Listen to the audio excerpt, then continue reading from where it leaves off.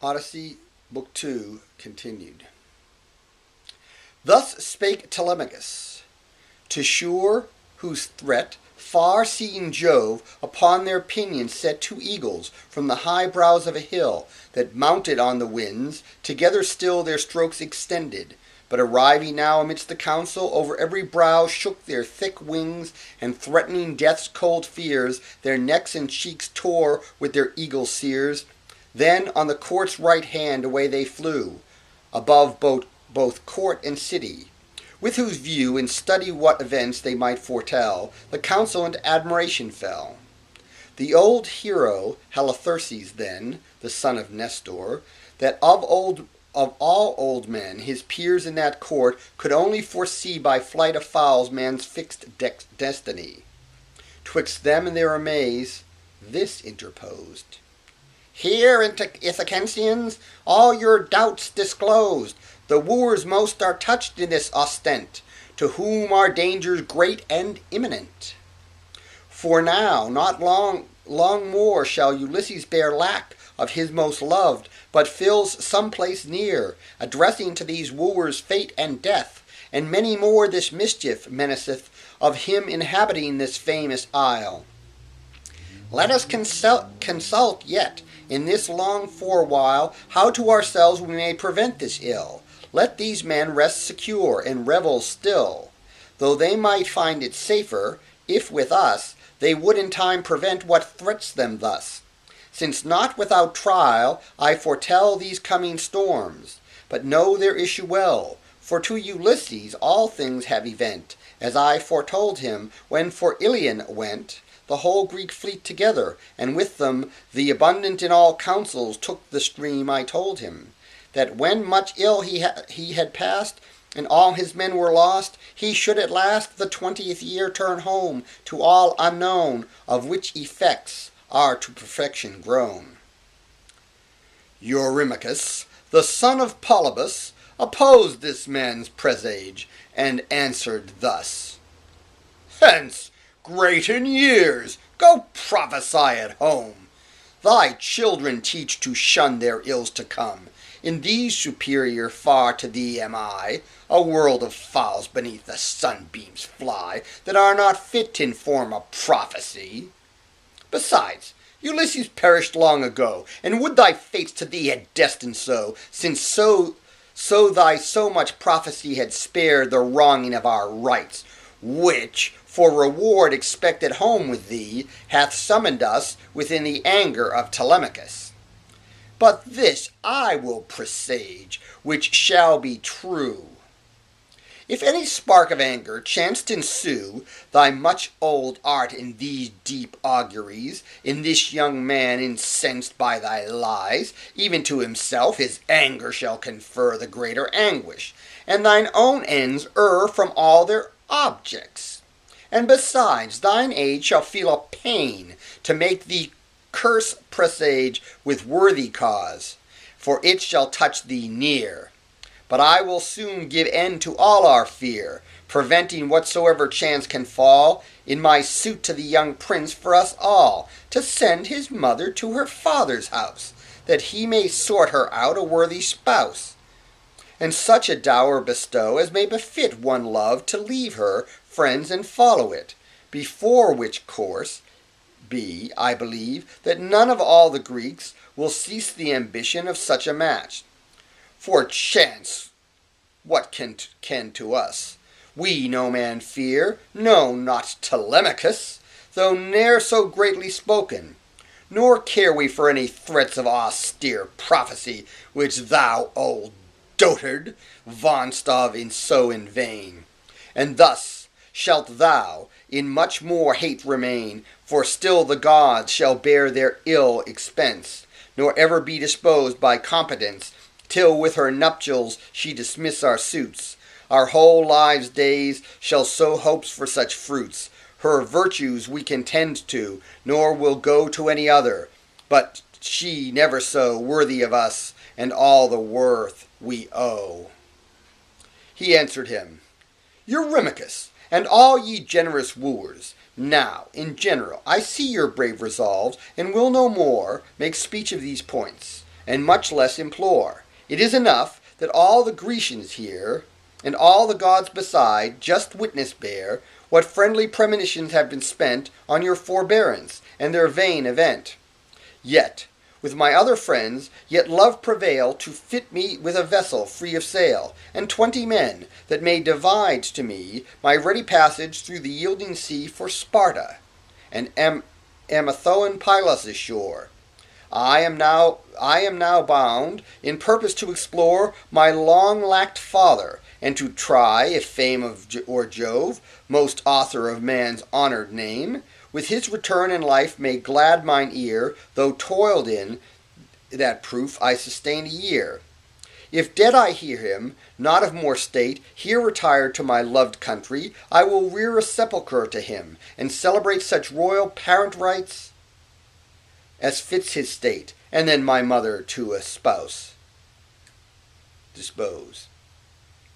This said, he sat, and to the rest arose Mentor, that was Ulysses' chosen friend, to whom, when he set forth, he did commend his complete family, and whom he willed to see the mind of his old sire fulfilled, all things conserving safe till his retreat. Who, tender of his charge, and seen to set in slight care of their king his subjects there, suffering his son so much contempt to bear, thus gravely and with zeal to him began. No more let any sceptre-bearing man, benevolent or mild or human be, nor in his mind form acts of piety, but ever feed on blood, and facts unjust commit, even to the full swing of his lust, since of divine Ulysses no man now of all his subjects any thought doth show, all whom he governed, and became to them rather than one that wore a diadem, a most indulgent father. But, for all that can touch me, within no envy fall these insolent wooers, that in violent kind, and with the hazards of their head devour Ulysses' house, since his returning hour, they hold past hope.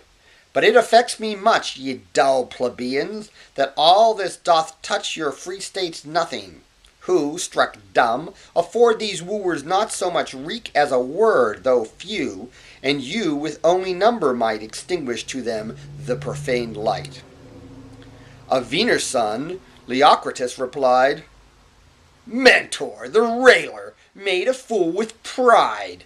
What language givest thou that would quiet us with putting us in storm, exciting us the rout against us, who, though more than we, should find it no easy victory to drive men, habited in feast, from feasts?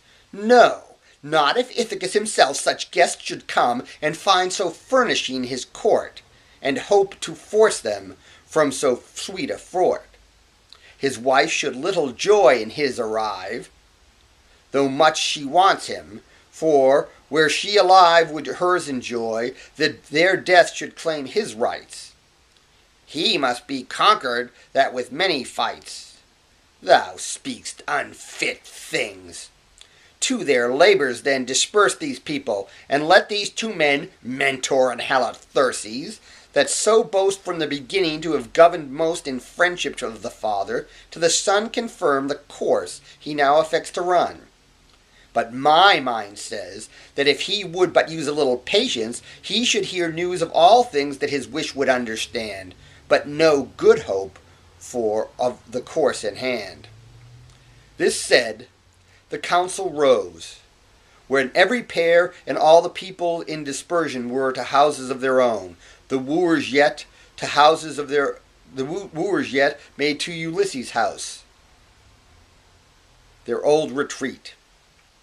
Telemachus, apart from all the prees, prepared to shore, and, in the aged seas his fair hands washed, did thus to Pallas pray. Hear me, O goddess, that but yesterday did deign access to me at home, and lay grave charge on me to take ship, and inquire along the dark seas for mine absent sire, which all the Greeks oppose, amongst whom most that are proud still at another's cost past measure, and the civil rights of men, my mother's wooers, my repulse maintain. Thus spake he praying, when close to him came Pallas, resembling Mentor both in frame of voice and person, and advised him thus. Those wooers might well know, Telemachus, thou wilt not ever weak and childish be, if to thee be instilled a faculty of mind and body that thy father graced. And if, like him, there be in thee enchased virtue to give words works, and words works their end, this voyage, that to them thou didst commend, shall not so quickly as they idly ween be vain or given up, for their opposite spleen. But if Ulysses nor Penelope were thy true parents, then I then hope in thee of no more urging thy attempt in hand. For few that rightly bred on both sides stand are like their parents, many that are worse, and most few better. Those then that the nurse or mother call true born, yet are not so, like worthy sires much less are like to grow. But thou show'st now that in thee fades not quite thy father's wisdom, and that future light shall therefore show thee far from being unwise, or touched with strain of bastard cowardice. Hope therefore says, that thou wilt to the end pursue the brave act thou didst erst intend. But for the foolish wooers, they bewray that they neither counsel have nor soul, since they are neither wise nor just, and so must needs rest ignorant how black above their heads fate hovers holding death, that one sole day will make enough to make them all away. For thee, the way thou wishest shall no more fly thee a step. I that have been before thy father's friend, thine likewise now will be, provide thy ship myself, and follow thee. Go thou then home, and soothe each wooer's vein, but underhand fit all things for the main, wine in as strong and sweet casks as you can, and meal, the very marrow of a man, which put in good sure leather sacks, and see that with sweet food sweet vessels still agree. I from the people straight will press for you free voluntaries, and for ships, and now sea-circled Ithaca contains, both new and old built, all which I'll exactly view, and choose what one soever most doth please, which rigged will straight launch, and essay the seas.